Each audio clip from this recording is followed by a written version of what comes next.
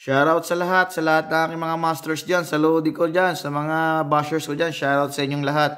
Shoutout sa aking mga followers dyan, sa masusugid kong tagapanood, no? Sa lahat ng aking mga tagapagtanggol dyan, no? So, akala nyo, PLC pag-uusapan natin, hindi, no? Background lang niya kasi may ginawa ko kanina. So, nga pala mga masters, meron tayo rito sensor, no? Papakilala ko sa inyo itong sensor natin. Meron tatlo tayong sensor dito. Iba-iba sila ng pins, no. Ito ay isang inductive sensor.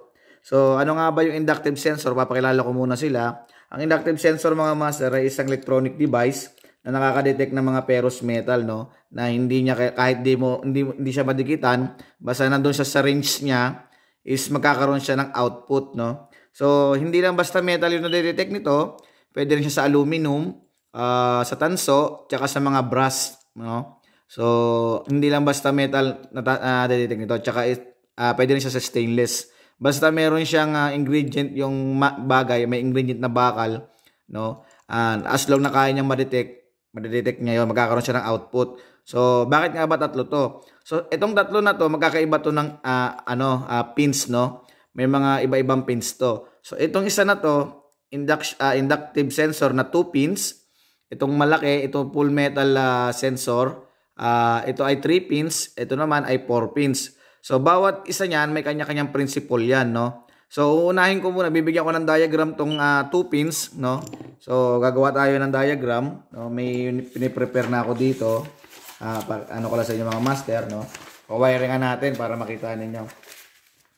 So, dito sa ating diagram, at sa ating papel, ida-diagram natin yung 2 pin, no?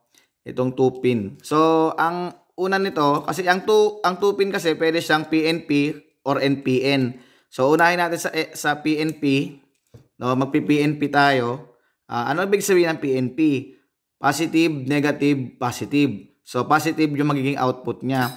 So, 2 pins, no? So, ang 2 pins na yan, kung positive ka, syempre, itong 24 volts natin, pupunta yan dito sa 24 volts sa isang linya ni sensor, sa isang pin, no? So, dyan lumabas yan. So, itong kabilang pin niya, pupunta yan ngayon dito sa relay. Halimbawa, 24 volts to, pupunta yan dito sa relay na A1, no? Dito kay A1.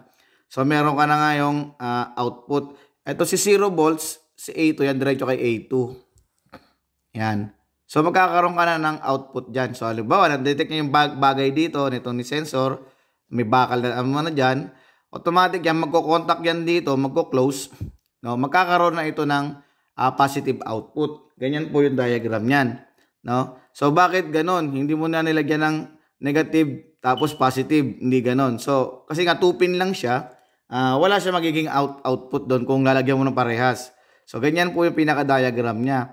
So, sa negative naman, vice versa, no? So, syempre, meron ulit tayo ritong drawing. So, si negative natin, pupunta rito sa isang pin, no?